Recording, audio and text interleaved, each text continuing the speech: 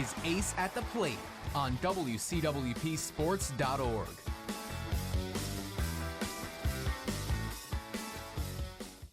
All right, Doug. Well, we're back after 2 weeks. Of course, it was, what was it, Columbus Day, and we were pretty optimistic, and there's a lot of stuff to talk about. And I want to save the Mets. I think we want to save the Mets for the longer part of the show. So, let's just get by. First of all, how you doing? All right. I know you were sick last week. I was sick last week, but I don't know if that's just the hangover from the Mets loss, where it just stuck into some malaise after being at the game. And believe me, we'll get to it. It's devastating, devastating to the heart. But besides that, we've had some interesting developments going on in the postseason right now. Postseason's been, to be honest, I've only watched a little bit since the Mets lost because it's just depressing that the Mets aren't there. However, I want to open up with, there's a little bit of controversy, or at least on Twitter, Jose Bautista saying that first of all, the Jays are 0-2. I don't know if they've played another game since then. No, they're 0-2 against the Cleveland Indians, who just came back from playing, I believe, in Cleveland itself. And now the series shifts over to Toronto. Yeah. And for the first two games, you would think that the Toronto Blue Jays heavy-hitting bats, as they've got a plethora of bats up there, is that they would actually be able to squeeze one through, especially since you've got Carlos Carrasco down, and you've also got, who's the other one? I can't remember his name right now. Danny Salazar out, that you only have Corey Kluber and Trevor Bauer. But Trevor Bauer didn't even pitch in Game 2. It was Josh Tomlin, a guy who had, I'm pretty sure, a 5.6 ERA last year, taking down the Blue Jays. But now the series is 2-0 in the Cleveland Indians' favor, heading back to Toronto.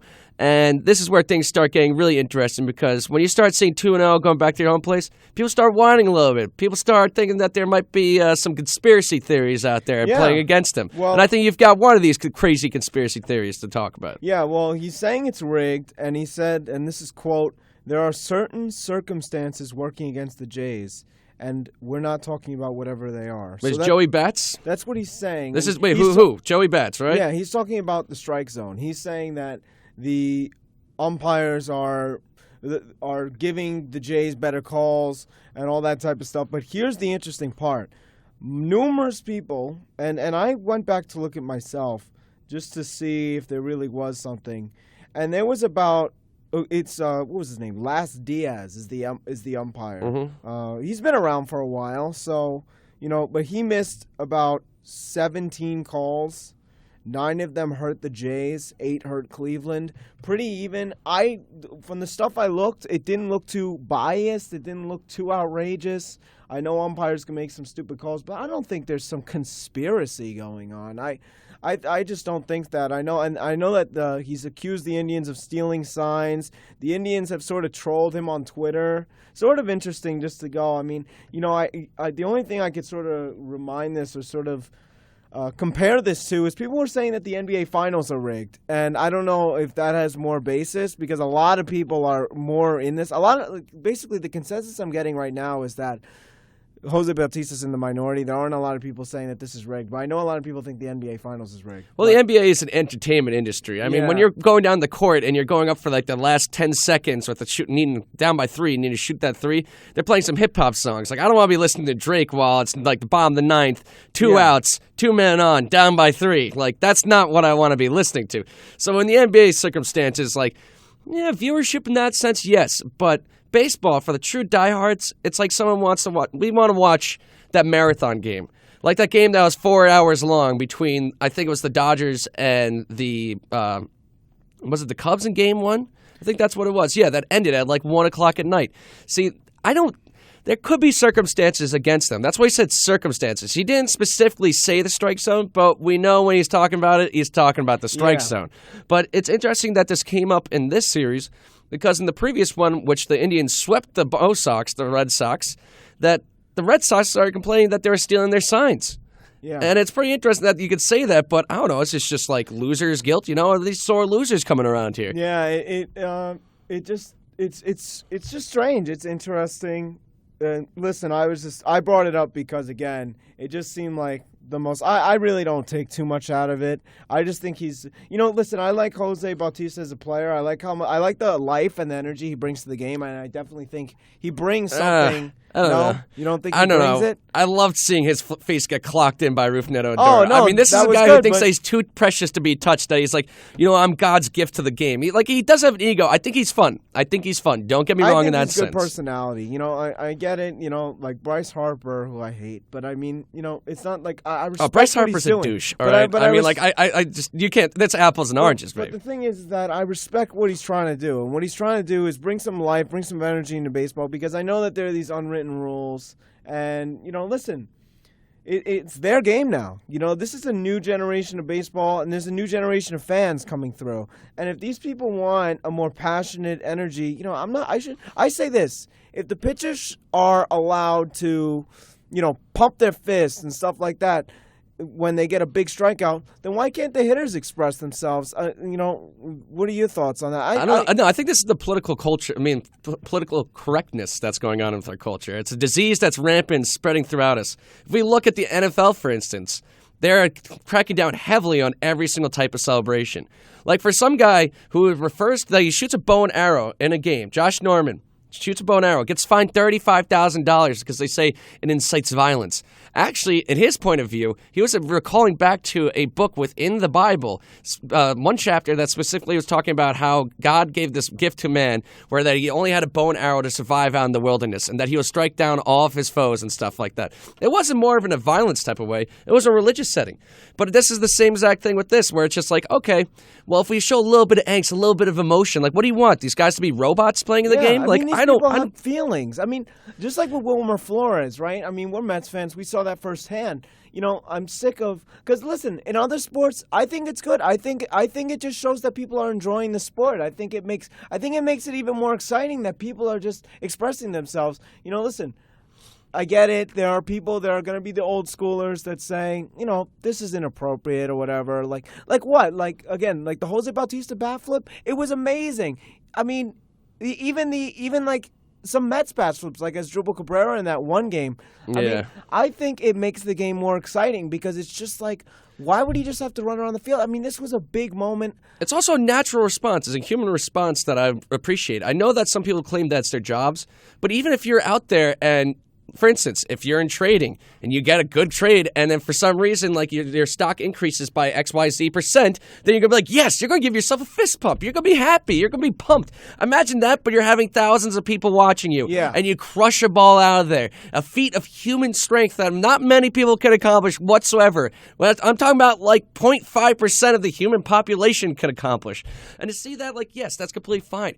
It's not like going over to like Nick Kyrgios in tennis, the guy who's the Australian bad boy who everyone's just like, oh, he's got to stop flying that. But I remember when there was a time when people would say Pat McEnroe, Johnny McEnroe. These guys, when they would get excited on the court, they would be loud. They'd be like, oh, maybe it's spoiled brat, but it was part of the game. It adds a little flavor, a little bit of color. We're putting a little seasoning within the game that brings it to life and makes it a distinct, different dish compared to everything else we see. Listen, man, I just think that there's just a lot of the game's changing, and we're going to see the game is changing in a good way, in my opinion. And there's just a lot going on. And speaking about things changing, I want to talk about the Cubs actually real quick because they are really good right now. And I know I've expressed my displeasure, but I've sort of lightened up on them in the few weeks, believe it or not. They're not that good. I mean, like, if you're talking about game changing, we'll talk about this for a second. But then game changing, I've got something about that series, the Cubs-Dodgers series, and also with the Cleveland Indians, that's actually really changing the game. But first, to your point, the Chicago Cubs, their bats have been quiet. There's only been one or two players that have been in there. And they are relying upon the backs of their pitchers right now. Yeah. And even then, Aroldis Chapman hasn't looked invincible like he has in the past. And, like, for instance, in the game one, the game was close, within reach. And then the guy, bases loaded, boom. I was just talking about with the Giants series, they were looking good. And then when they come into – it's just – I personally, believe it or not, I'm pulling for the Cubs for this reason and why I brought it up in the first place. Not that they're the hottest thing in the world, but because A-Rod was talking about it. I know we spoke about it earlier. He said that the Cubs getting – first of all these Cubs games are really good viewership. The ratings on the games have been really good. I know that Chicago's pretty amped. But he said that if the Cubs get to the World Series, even if they don't win it, like if they get there – it's going to be good for baseball and possibly one of the most watched World Series like ever, because there is this thing about the Cubs. I know they're cursed and everyone talks about it. And maybe this is sort of like with the Red Sox-esque type curse where it's a big deal. So many people are watching. So I just wanted to know, like, because we talked about it. NFL numbers are slipping. A-Rod went as far to say, and I don't think this is going to happen, but A-Rod went as far to say is that, baseball could overtake football again at that point. I don't know. I don't think that is. I just think that's him trying to get it hyped. But what do you think about that type of stuff? He just said it on Fox Sports yesterday. First off, this is the postseason of teams that have been absolutely devastated through their whole entire postseason runs. I mean, the Cubs have not been in the World Series since, 97? I think that's how long it's been. But all these teams, all four of these teams, between the Blue Jays, the Dodgers, the Indians, and the Cubs, all four, the most recent team has been the Blue Jays to win a World Series 23 years ago. Yeah. Previous to that, you've got the Dodgers, I believe, in 83. Before that, then we've got the Indians in 1948, and then the Cubs during a time when the goddamn Ottoman Empire existed. We had the Ottoman Empire here when the Cubs last won. Before the Titanic. But for us to say that, A-Rod's saying that, yes, viewership will go up, I would love to see a Cubs-Indians World Series. I think that would be the best. Cleveland might be known as Title Town if they win it, actually, because this is the year that they break all their curses. But also, we've got the Cubs, who, as everyone knows, has been the most devastated team and possibly in all of major league sports. The most devastated team in baseball. But when we look at this narrative that we're creating, it will increase viewership.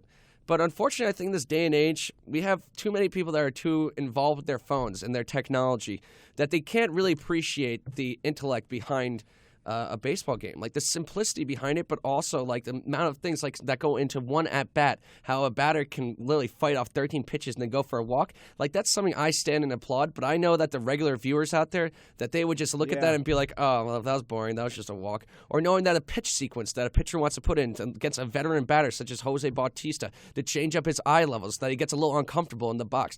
See, these are little nuances in the game that you need to pick up on each play. Yeah, that's why football. It's one of those games where you don't really need to be thinking that much. I mean, you could be hungover on a Sunday, perfectly lying down on your couch, having a box of pizza, and look at the TV and be like, okay, yeah, all right, he's going to be running it this time. He's going to be passing it this time. Yeah. And it's just more of like a stop, go, stop, go, stop, go. And like baseball is chess. Instead of football, you're playing checkers. Baseball's very athletic, obviously, but there's a lot of mental things going into it, and there's a lot of subtle things that you don't have to pick these up, but if you pick it up, it just basically enhances the experience. Like it's more meaningful. And I just want to mention before, listen, I don't watch any other sport but baseball because I'm pretty busy, and I just picked one, and obviously I played Little League. I watched the Mets with my dad, so that's my sport. But I'll tell you this: football's viewership by double digits has gone down this year. I don't know. I'm not like trying to say what's wrong with it. I'm just saying maybe it's just a lot of people are getting bored of it. You were mentioning it before. I don't know, but we'll see. But I know that I'll tell you this. I just feel like baseball viewership is up. The offense is up, and it's just we're gonna see what's gonna happen matchup wise. And we could say this: glad the Nationals aren't there. I told you I haven't watched a lot of baseball since the Mets got eliminated. I watched the last game between the Dodgers and the Nationals. I watched that game, and I was very, very happy that the Nationals are gone. And they've never won a postseason series, and I tweeted my guy. Remember my guy? Oh, yeah. I tweeted at him. It was July 29th was the tweet where I said, I'll tweet at you when they don't win anything. And I followed up my promise. And there's still, man of his word here. There's still like a conversation. He has like 8 accounts, but it's just glad that they're not in it. And it's just another, year for Nationals baseball not doing good. So that's good. You don't win anything. You don't even get an NLCS ring. So that was satisfying. Yeah, who do you want to go all the way now? You want it to be Cubs Indians? Oh yeah, I want to be Cubs Indians all the way. I'm going to say Cubs Indians. And by the way, I still want the Indians to win the whole thing. I'm not that low on the Cubs yet, but I don't know. The Cubs is just like it's I love their rotation. I like the fact of like Kyle Hendricks, a guy who no one thought anything special of, who maxes out on his fastball like 91 miles per hour, and the guy is in the consideration for the Cy Young. Like it's him and John Lester. Yeah. And I think that's phenomenal. And also seeing these new stories come out of the Cubs series, such as Javier Baez, someone who is written off primarily for this whole entire season, having such an impact and showing that he actually has a smart baseball intellect. that is unfounded and unprecedented. Like there was a man on first, and the ball's dropping in, and he could easily have picked it up just so that the guy sets up one out. But instead, he lets it drop in front of him by a foot, so he can pick it up, and so he can get double played end the inning and save them. Also, he might have had a blunder when he was coming down. No one remembers this stuff from the first game. In the 5th inning, he was coming down third baseline. He almost got thrown off, but instead of running back to third base like every other player would do, he takes a pause for a second so that the catcher actually shows up his strength, that he's going to throw it to third base, and he runs down and he steals home. Stealing home for someone who's not known for his speed exactly, that is impressive. All right. Well, with that thought, we're going to go to break, and then I really want to talk about the Mets because this is going to be a really good segment. So be sure to keep listening. Stay tuned. We'll see you after the break. You may already have high blood pressure. Relax and find out with the free blood pressure screening available the second Wednesday of every month at 12 noon in the Westbury Memorial Public Library. For more info, call 516-333-0176 or visit westburylibrary.org. The Community Calendar is a public service from your friends at 88.1 FM and WCWP.org. Hey, this is Richard Solomon, host of Taking Care of Business on WCWP. Join me Thursday mornings at 11 as we talk to newsmakers and people behind the scenes. And check out our YouTube channel at youtube.com/TCB Radio WCWP. We are the movies, and the movies are us. Find yourself in the magic of movies every other Thursday at 1 p.m. in the Locust Valley Public Library. Sorry, no popcorn, but it's free and all are welcome. For more info, call 516-671-1837 or visit locustvalleylibrary.org. The Community Calendar is a public service from your friends at 88.1 FM and WCWP.org. You're listening to Ace at the Plate. All right, so the big, this is the big one. The Mets game, the wild card game. It happened. It was disappointing. I mean, what are your thoughts on it? What did you notice? One thing. Let me just say real quick before you start. I thought Syndergaard had better stuff than Mad Bum. But the problem is, and we said it, I think we said it before the game happened, that it was whoever was going to get knocked out of the game first, the other team was going to win. So if Mad Bum got knocked out of the game first, then the Mets were going to win. But Syndergaard got tired, and Mad Bum was just not better. The Mets couldn't hit him. They didn't work the counts. That was the problem. They didn't work the counts. They didn't have a lot of opportunities, and obviously the Mets went home. And go ahead and give your analysis on it if you have any. Man, being at the game itself. Yeah. There was a tepid optimism throughout the whole entire stadium because everyone knew that he carries his pedigree with him, Madison Bumgarner. And to hear, it was just like there was a quiet echo that was like everyone. You could feel like that everyone was on the edge. There was this nervous energy. And like obviously there's going to be nervous energy when it's a one-game go home. But this was kind of like a traditional Mets fan of like, I think the sky's going to fall on us, but we hope that there's going to be rain. I mean, that's going to be sunny today. Yeah. And for us to be sitting there, it was just, we were living and dying through every single pitch that Noah Syndergaard had. Because since there was no hits, really, I mean, he didn't let up a hit until the 6th inning. Yeah, listen, Syndergaard undoubtedly had better stuff. And I was going to say, the stadium looked, and I've watched it on my computer, looking from that, the stadium looked wild. The crowd was into it. It must have been a wild time up until, I think the Giants, just put away the Mets. What was it, in the 8th or 9th? They just put away the Mets or something. I don't know. I can't. It was the top of the 9th, actually. Yeah, and then it was right pen drop. I think I texted you. You never texted me back. I understand. I was devastated. I was sitting there because I was in the right field, right where Connor Gillespie's, that son of a. Yeah. I didn't expect it to come because this was a guy who was filling in for Eduardo Nunez, formerly of the Twins, who the Giants picked up, who was known for his speed. So I was thanking the Lord that guy was out of the lineup because against Noah Syndergaard, he was a legit threat to be stealing bases and making movement on the paths. So he's out, so I'm like, Connor Gillespie. All right, this guy's trash. He's a bum. Nope. And he gets up to bat.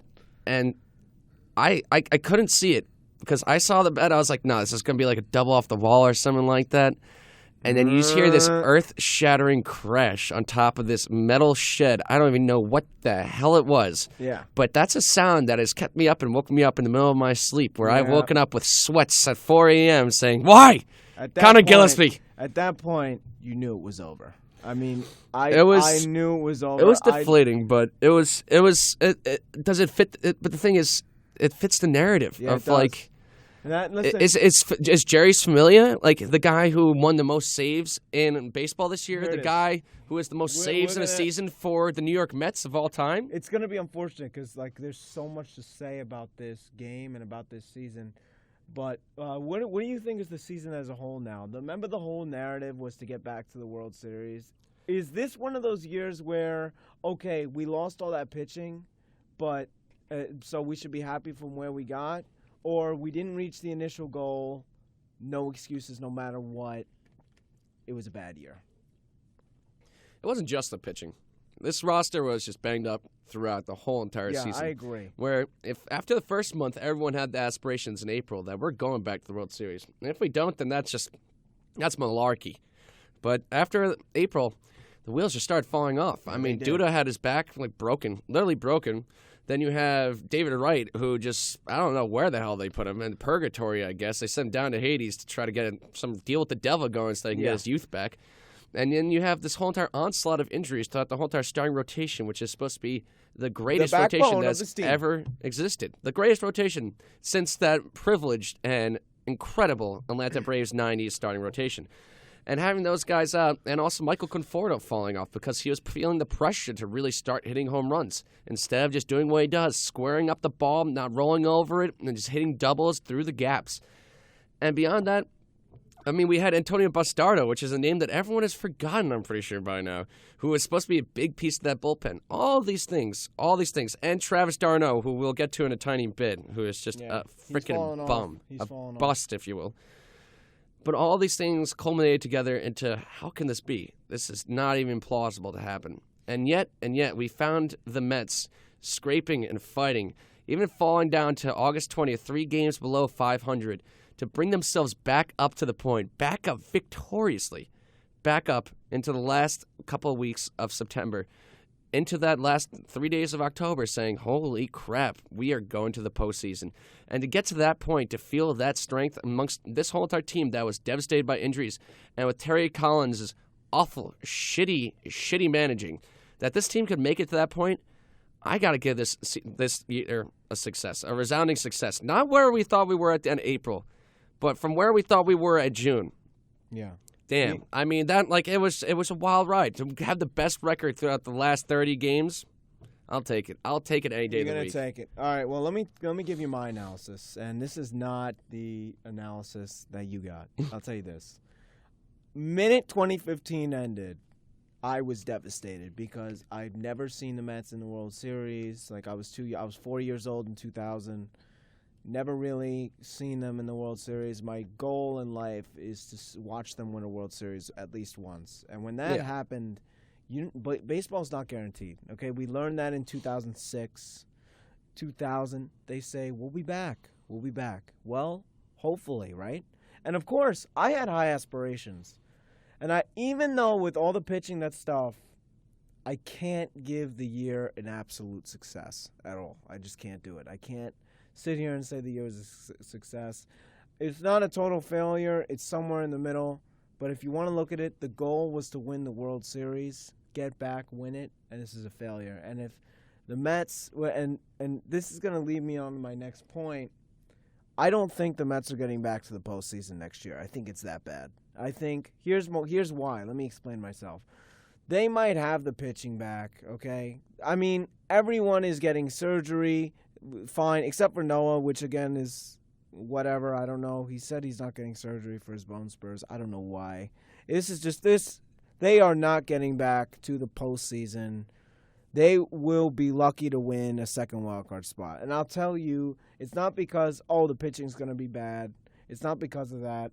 It's because one man is going to be gone. Cespedes will be gone. We're going to have Bruce as his bona fide reply. I see it now. And it's funny because the Mets have spent money over the last few. They spent money last offseason. They spent money on the deadline.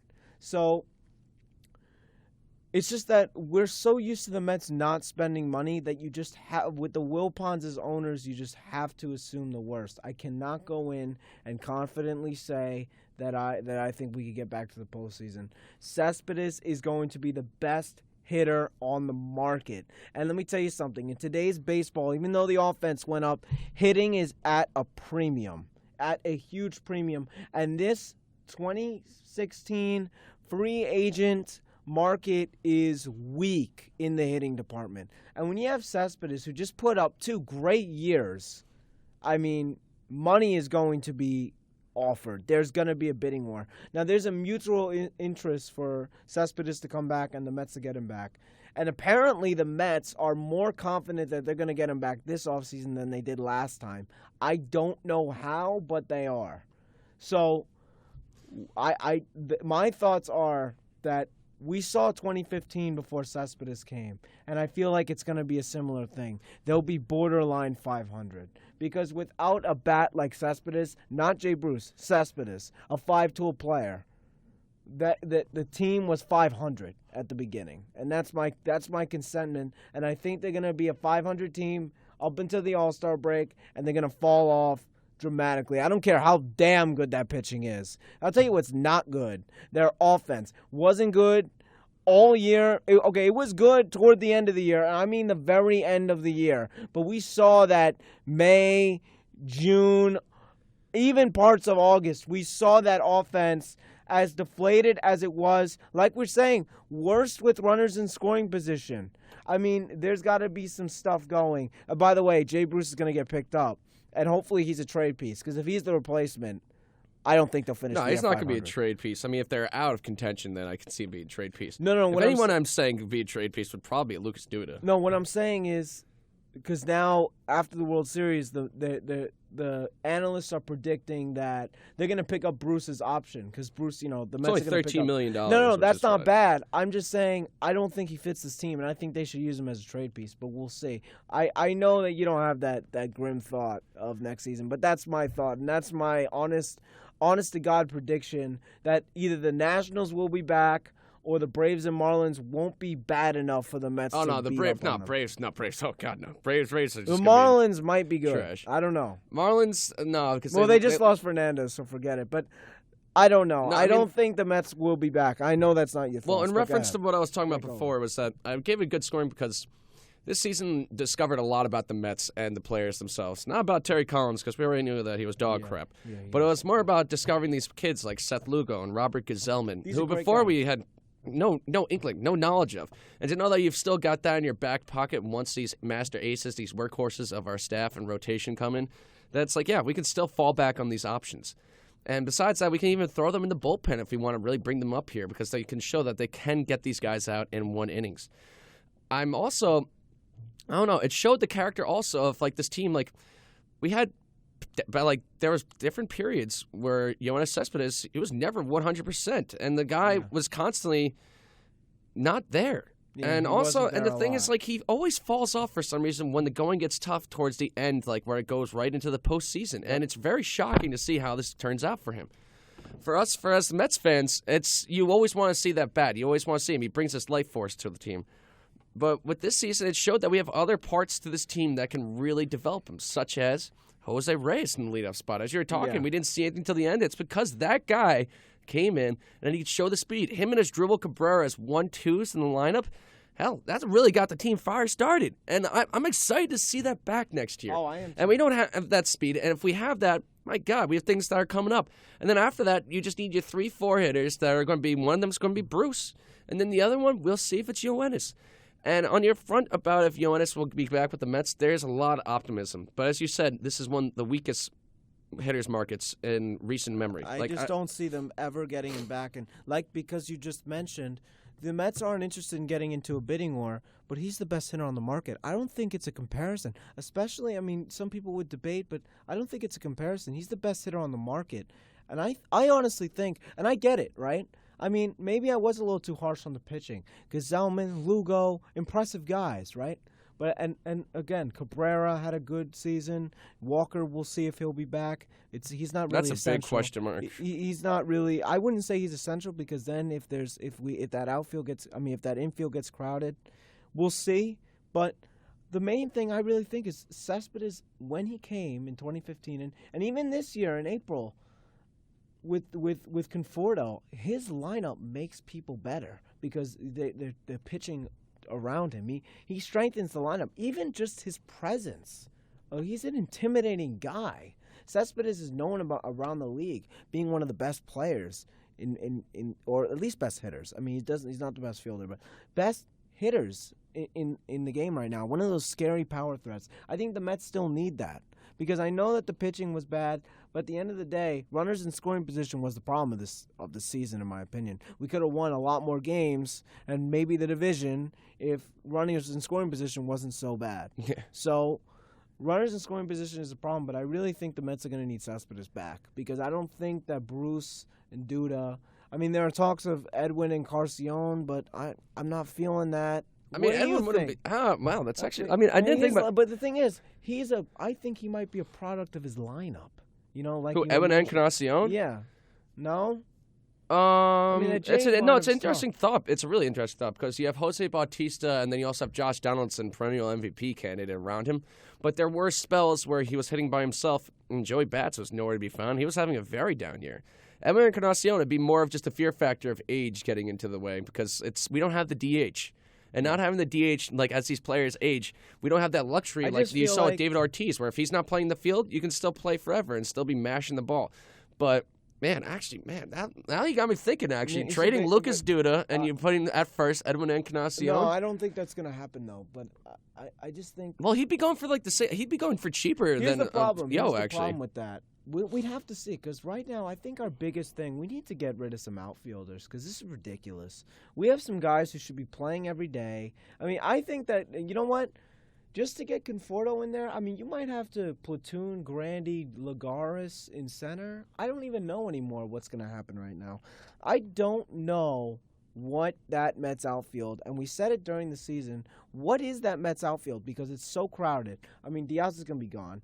But you got Nimmo, Conforto, Cespedes possibly, Bruce, Lagares. And Granderson. These are 6 guys. And man, some of these guys, I just think you got to sign Cespedes, in my opinion. He loves it here. He's a good fit. The fans have embraced him. You're raising ticket prices next year. They're raising them again? Yeah. Oh, God. So...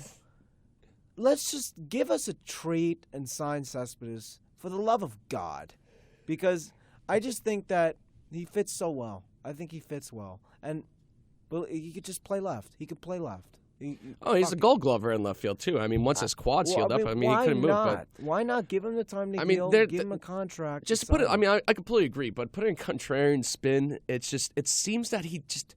I don't know. He loves the game. You see it, but it just doesn't seem like at times he wants to give it his all, at every single moment. I don't even care, to be honest. I don't care. It's okay. It's live. It's live radio. This stuff happens. We're all good. Sorry. It's okay. It's sorry. It's I'm just getting hot news, from the postseason waiver wire right there. Yeah. But listen, we'll see what happens in the offseason. But I'm gonna say this: if this lineup is.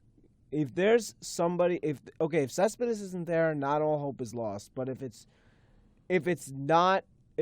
just Jay Bruce, but there's a lot of holes too. If Jay Bruce is our piece, is our guy, it's over. It's over. It's over before it begins. That's why Jay Bruce is terrible. I'm sorry. I still think he broke out at the end, but I don't think it was more so. just adjustment to the new team. He's just an overhyped Lucas Duda.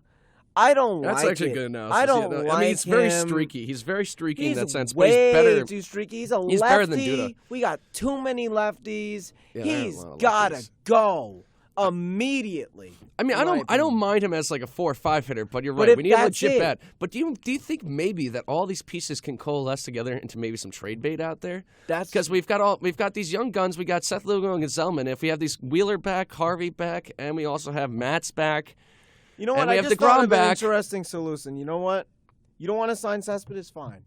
All right? And I don't know. The Mets are confident they're going to get him somehow. So maybe these are good things to come. Maybe this is a good sign. But I'll tell you this. You don't want to get Cespedes, just get Puig. That's not a bad idea. I would really get do Puig not mind that. Because we can have a man center field as well.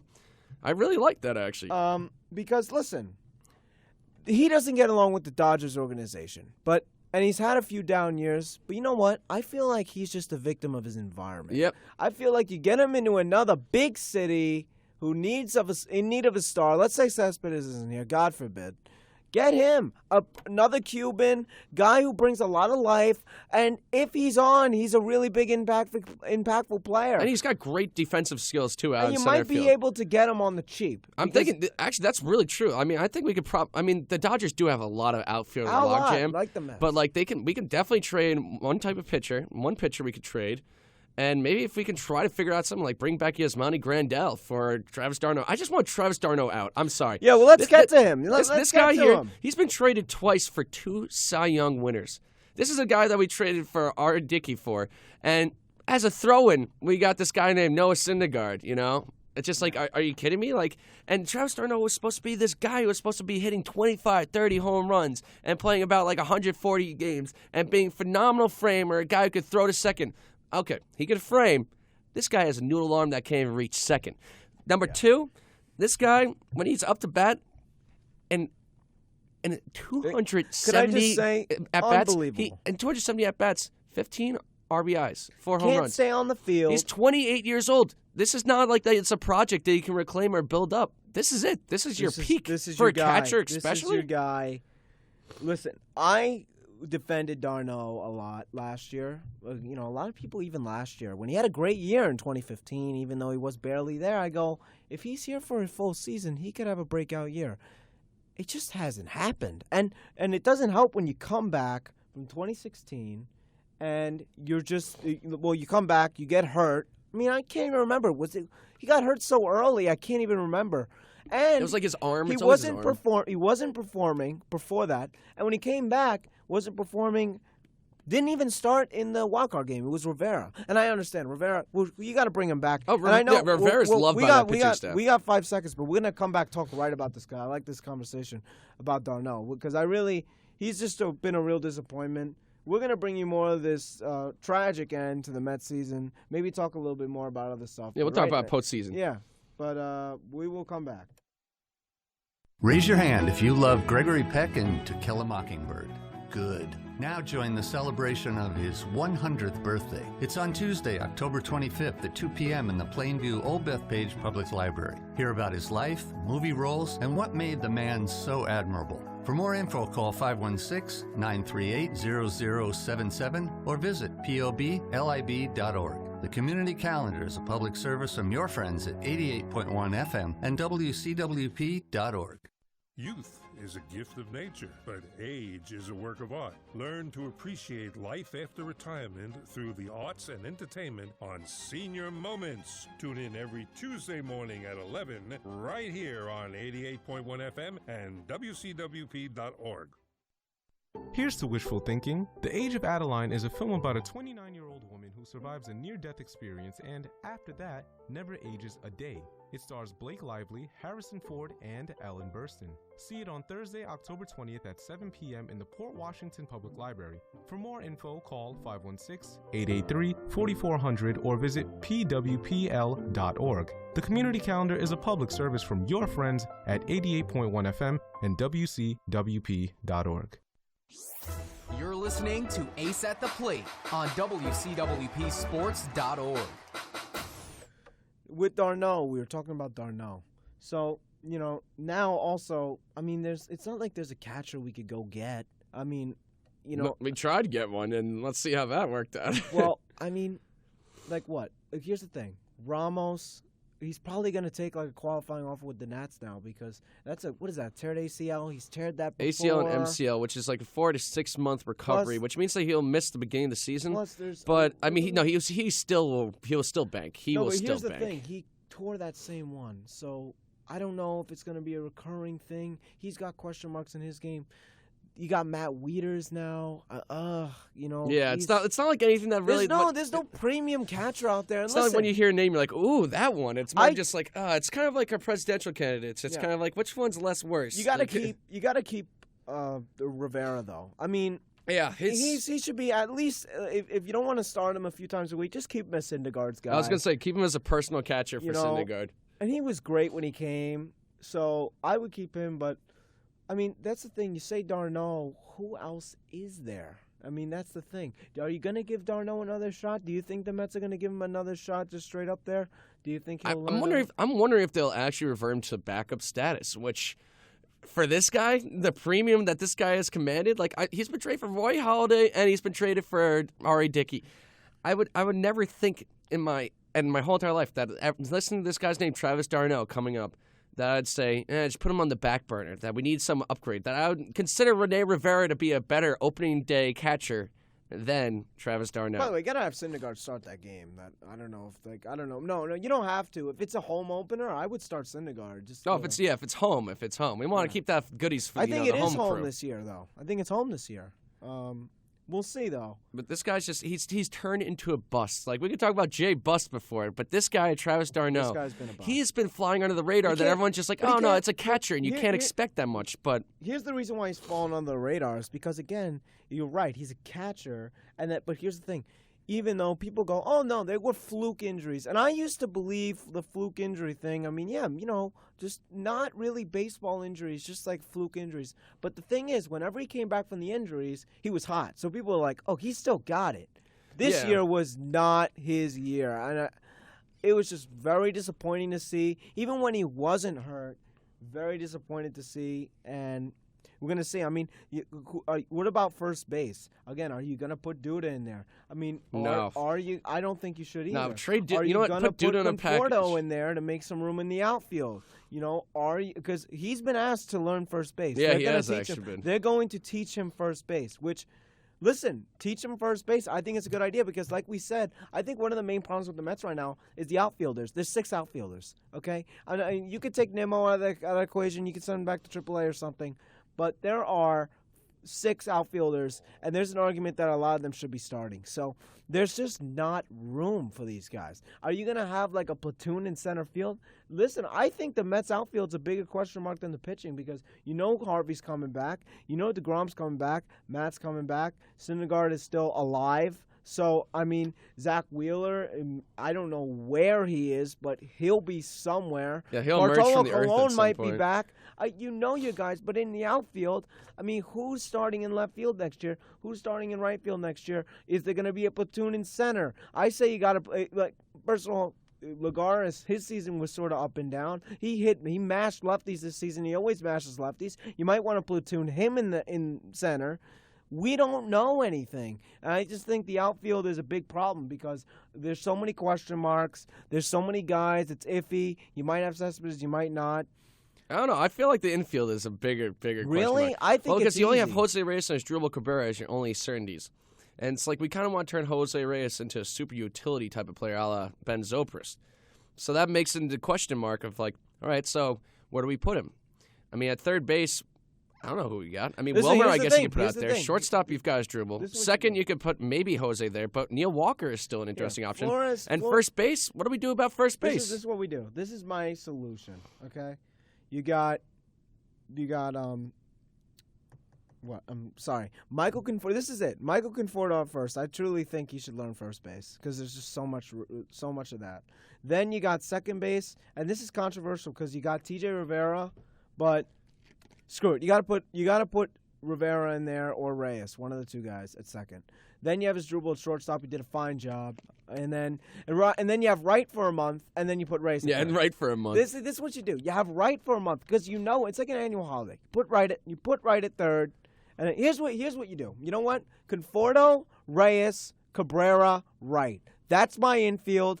Bold statement. You know what? Yeah, and I'll tell you why. Because, Rivera, rookie. You got to have Reyes in there. He was a huge part. I mean, Reyes got to be playing every day. Yeah, every day. How he played last time, he's got to be in that lineup every damn day. Yeah. So, you know what? Solid. I walk in. I'm Terry Collins. I'm going to say this.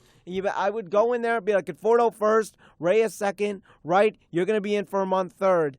Boom. That's it. Then once Wright gets his injury, because it's happening, you could put in Flores on some days. You could put in Flores we need the rest, and like I don't know. Again, I mean, and of Duda's course, when still people- around, when but people need I wonder if they'll rest- non-tender Duda actually.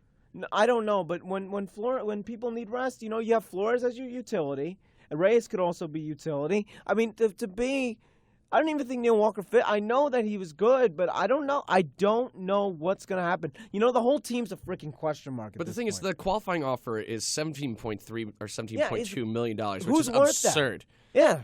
That's one of the things Neil being Walker for talked 1 about. year. I mean, like, does that handicap or kneecap the team from picking up Cespedes as well as with That's Bruce's? why I'm saying. And also, this. like, all this arbitration, like, half the team is so young that it's going to be an arbitration year where their salaries are going to double right now.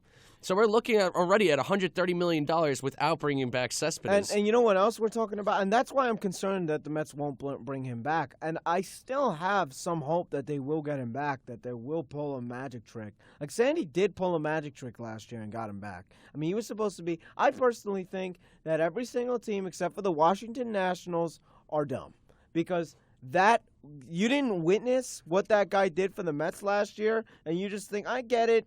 Some people, they go, oh, no, that mentality. You know what? I go up to you and say, you're bullshit, all right? I'll show you what mentality is. Rings, okay? And that guy has got the game. I get it. The lackluster sometimes. You saw flashes of it. It was just one glove. I don't care. That guy up at the plate, the pitcher's thinking, oh, no, I got to face Cespedes. And that's worth it alone. He's a good guy. He seems to have adjusted well in New York. He's a great fit. And listen, we're talking about all these question marks. I haven't even brought up the bullpen yet. Yeah. We got Addison Reed. You know how much his stock is going to, triple? Addison Reed is the most valuable man in that bullpen right now. I mean, no, but he might be the next Darren O'Day. He might be out of the Mets' freaking grasp. I mean, he might get a big contract by another team. Oh, wait, is he a free agent after this year? They gave him I think they gave him a 1-year deal, right? No, I think he's done with. Yeah, no, I think he's done with. No, it was the qualifying. It was his arbitration. Maybe his last year. He's done now, right? Listen, I'm almost positive he's done. He's either done or he got a raise. He got a huge raise. I know that for sure. Oh yeah, I mean, I think last year it was about $5-7 million. But this guy is easily worth $12 million. Who are you gonna have in the bullpen? Who's gonna be? You know what? I take it back.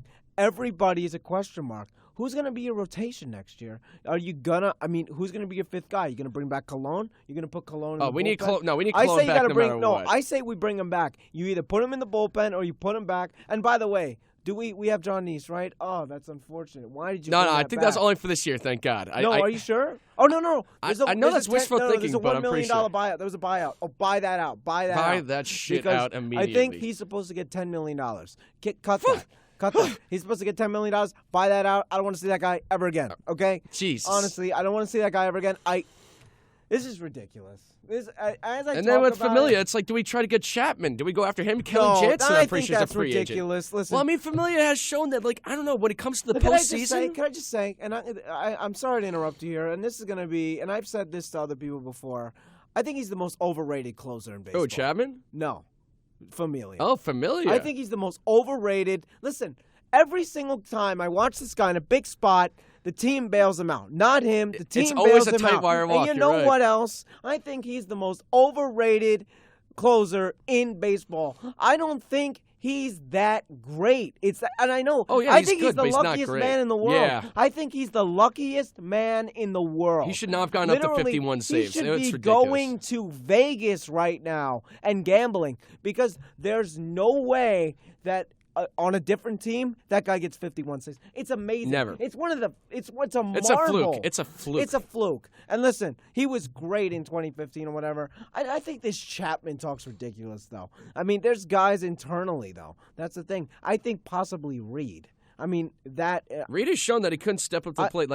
Except for one hiccup in the last 3 weeks, he was on pace with Andrew Miller for his underneath-the-hood numbers. Yeah. I mean, his ERA, his whip, his xFIP, his strikeouts were a little bit less, but this was a guy who was really proven throughout baseball that he really had it. But we'll have to see with the Mets, but... I don't know. The Mets are out now in the postseason. We've got a lot of hope brewing, but we also got a lot of pessimism. As always, we're going to be cautious optimists here being Mets fans, where... We know that the best can happen, but we always got to be ready for the damn worst to happen. That's unfortunate. And unfortunately, we can't see what's happening now. Until the World Series ends, 5 days after that, we will know the direction that Yoenis Cespedes is taking, and we'll know the direction that this team's headed into. And don't forget, we're going to be on all year. So this winter meetings, I mean, that's going to probably be our next biggest thing. Right now, we'll talk about, we'll talk about how the postseason ends up.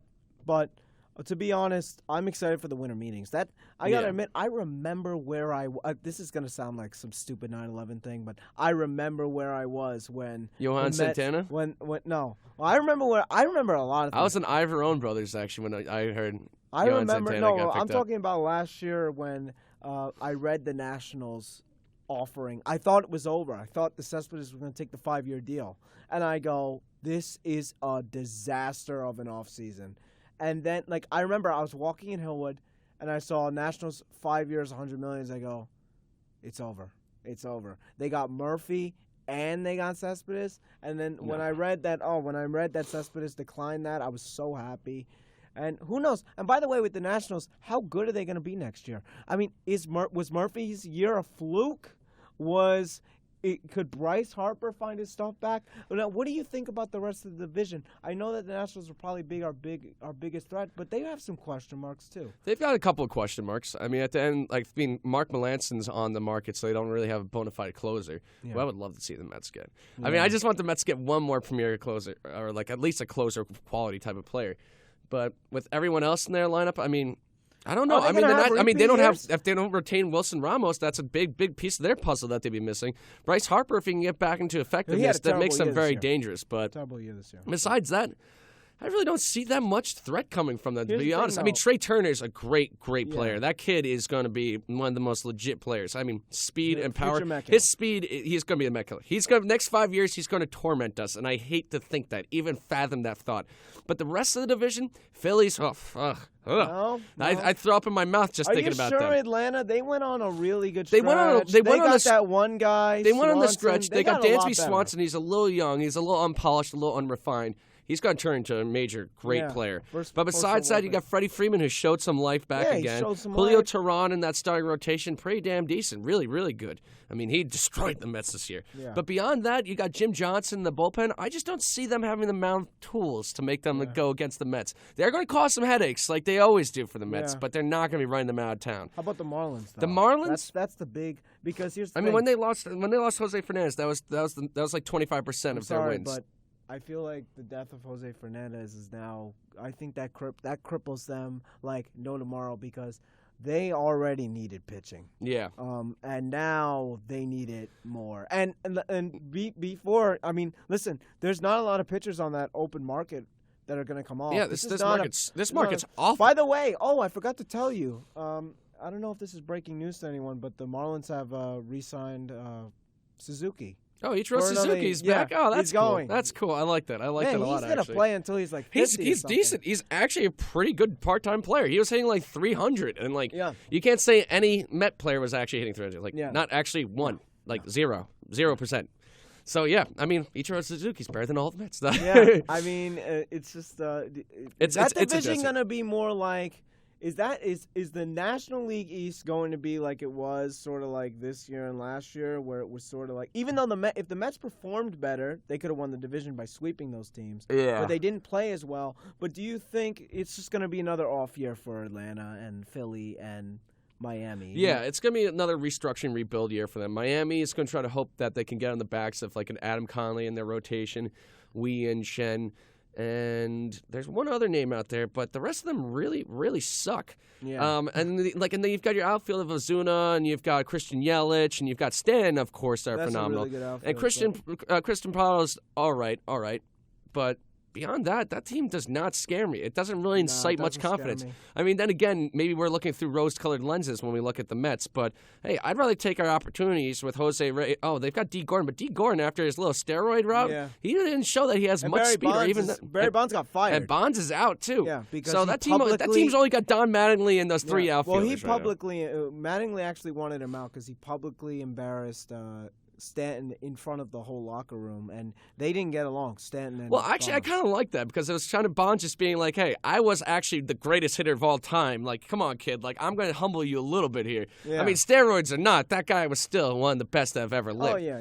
But I mean, for them, screw them. Screw the Braves. Yeah, screw the Phillies. Screw the Nats. Nats. Screw the Nats. That's our target that we're Yeah. putting on them. And you know what? I don't mind having a target on their back looking because Yeah. you know what? Instead of this year where everyone's coming after the Mets, it's our time to rise from the ashes I feel like like the that's Phoenix thing. and The burn Mets, it all the down. Mets are a better team when no one's expecting it. Exactly. Like 69, 73. That's why we came back, because everyone's like, oh, the Mets are starting to suck. It's June, like whatever. And then that's when the Mets start freaking vaulting up to the front. It's just the media doubts us. Like when you But- see all the papers and stuff, forget it's it. ridiculous. But They got some guts, that team, to make it to where they were. And listen, we can't really predict 2017 until the off-season signings start to happen, because we have no idea what's gonna happen. It's just so interesting to know that this division, I mean, with the World Series, it's just gonna be. we'll see. We'll see. But the Mets are out of the postseason. They're We're out. waiting till the winter meetings. We're waiting till 5 days after the World Series. But to close us out, I'd like to bring us back to the postseason. Go. We've Go got for it. we've got a couple things coming up here. We got the National League tied at 1-1 right now apiece. And I just have to get my piece in here about Clayton Kershaw. The narrative has always been that this guy can't perform in the postseason. A 4.39 ERA in the postseason in 14 different games or 13 games. But under the hood, when you take a look at the numbers, half of his runs that he's given up with runners inherited, runners on base when he left the game, half of those runners scored. I think he So it's broke not that really, it's not his fault. I used to spin this whole narrative saying he is awful in the postseason. The Mets can get past him. But if you take away those games where he left the game and he let his relief pitchers come in and blow it for him, he only has a 3.39 ERA. Nothing superb, but pretty damn good. It changes the whole entire story. And that's why we got to see the guy throw 7 innings, only allowed 2 hits. I mean, and then you see him come in and close out the game against the Nets, which was, that was beautiful. Yeah. He and Kenley Jansen are carrying that team on their backs right now. Yeah. And the Dodgers are interested in that facet. So it'll be interesting to see if they can keep carrying this momentum. Kenta Maeda is not the best. You got Rich Hill going up. I think, is that tonight or tomorrow, the game? I think it's tomorrow, I think. I'm done now. No, it's fine. You're burnt on it. I'm killed. But it'll be interesting to see. We've got the Cubs coming up. I watch mean, the they've got World Lessers. Series. You've got freaking Jake Arrieta, who hasn't pitched yet. So that's going to be. I think the Cubs are going to be doing pretty decent here. Yep. And at the end of their bullpen, they've got Chapman, they've got Hector Rondon, and you've also got Pedro Strop. That is a bullpen built to last. So I think they're phenomenally stacked right now. And then on the opposite side, in the AL, we've got the Indians and we've got the Blue Jays. The Blue Jays have possibly the best bats in this whole entire postseason, but they've been quiet. They've been silent. I haven't seen anything out of them. Well, and there's been, like we mentioned, there might be a conspiracy. Yeah. Put your tinfoil hat on, people, because we might be seeing a win from these guys. I don't know. Yeah. But we'll see what happens with that. But in regards to this whole entire postseason, as we're talking about in the beginning of this episode, is that baseball is changing. And there's some things that are changing right now, and I'm loving the direction it is. Where these managers, such as Terry Francona of the Cleveland Indians, and then you see Dave Roberts of the LA Dodgers, they're not afraid to go back to the old recipe of throwing your best pitchers in there when the best hitters are there, regardless of what inning it is, what time. By taking Clayton Kershaw in there and putting him out there in the 8th inning or 9th inning to close it up. Kenley Jansen putting him in the 7th inning. Also, same thing with Andrew Miller, throwing him in the 5th inning for the Indians. This is phenomenal. I love the direction that this game is going, and things are changing. This postseason is showing you that they're throwing out all traditions, all used known factors of baseball that people have been going to, and they're going back to the old ways that it is. I'm talking about like 60s, 70s, where you're using the best that you've got to win these games. And I'm excited as hell. And Ace, I know the Mets aren't in this, but these are the little things in this postseason that we've got to love and you've got to see. Listen. These stories that are coming up, oh my God, it's going to be changing and charging the whole it's entire gonna type be of game. great. That's why we're seeing viewership back up, people. Feel the passion, feel the energy. I know we got sadness and malaise from that Mets loss, but now I'm it's gonna watch the postseason World baseball. Series. Things I'm are definitely beautiful. gonna watch the World Series. I'll tell you this, and I hope I'm going for the Indians all the way. How about you? You going for the Cubs or the Indians or who? You know what? It's a toss up for me between the Cubs and Indians. I mean, but if I really be honest, Indians are like the American League Mets, and that's why I love them so much. But you know what, fans? This is the game of baseball, and as we know in baseball, anything can happen. Yep. And that's what makes it a beautiful game. All right. Well, we're gonna speak to you guys next week. What is the World Series gonna be next week? What's gonna happen? No, now, next Ryan? week they're going to be taking a break. World Series will be, I think, about 27th is when it starts. All right. Maybe so 25th. We'll be just covering the rest of baseball. Maybe we'll know some more things. Maybe the conspiracy will be solved or thrown out. We'll see. But I hope you guys enjoy, and we'll talk to you next week. Raise your hand if you love Gregory Peck and To Kill a Mockingbird. Good. Now join the celebration of his 100th birthday. It's on Tuesday, October 25th at 2 p.m. in the Plainview Old Bethpage Public Library. Hear about his life, movie roles, and what made the man so admirable. For more info, call 516-938-0077 or visit poblib.org. The Community Calendar is a public service from your friends at 88.1 FM and WCWP.org. Youth is a gift of nature, but age is a work of art. Learn to appreciate life after retirement through the arts and entertainment on Senior Moments. Tune in every Tuesday morning at 11 right here on 88.1 FM and WCWP.org. This is WCWP, Brookville. The station for conversation. 88.1 FM and WCWP.org.